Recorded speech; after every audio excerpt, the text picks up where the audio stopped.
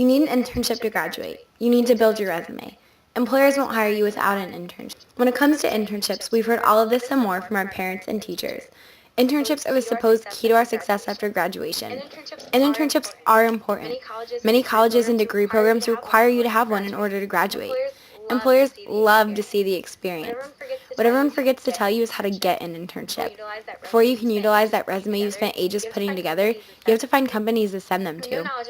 With no knowledge of how to get an internship, you turn to the internet and probably Google something like internships in communications.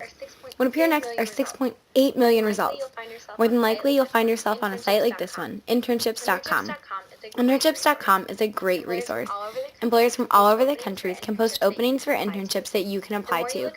The more you look around, though, you realize a lot of the openings are for companies in New York City or Chicago. Where do you look if you don't live in a big city, or you don't have the money to spend a semester in a big city?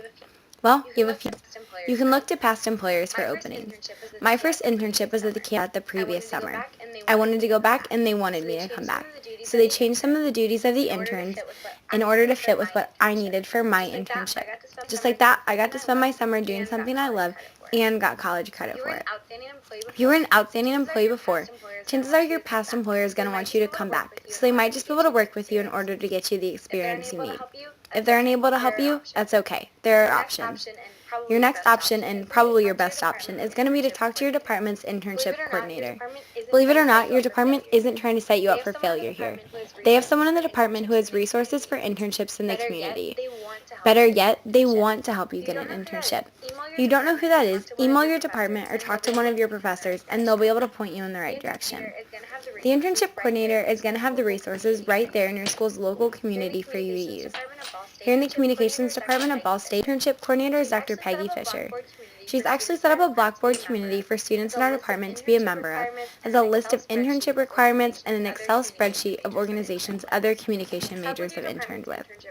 Talk with your department's internship coordinator and see what resources they have to offer to help you in your search. Tip: if the internship coordinator for your department sends out emails about new internships, do not delete them. Please read them first. It could be an opportunity you're interested in. This is how I found my second internship with Little Red Door. But maybe most important of all in finding an internship is networking.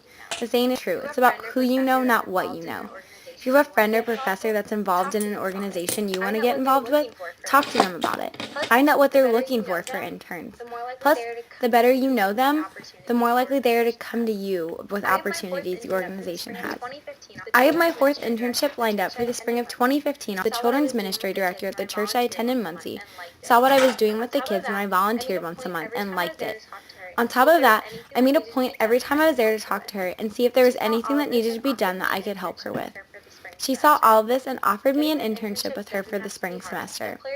Getting an internship doesn't have to be hard. Employers are going to look at the experience, not the location of your internship, so don't get hung up on that.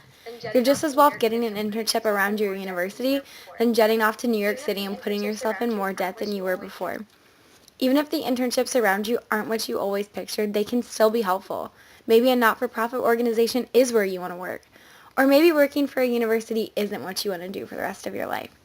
Either way, you're gaining experience, and that's what employers are going to want to see. If you get that internship with a Fortune 500 company in New York, great. If not,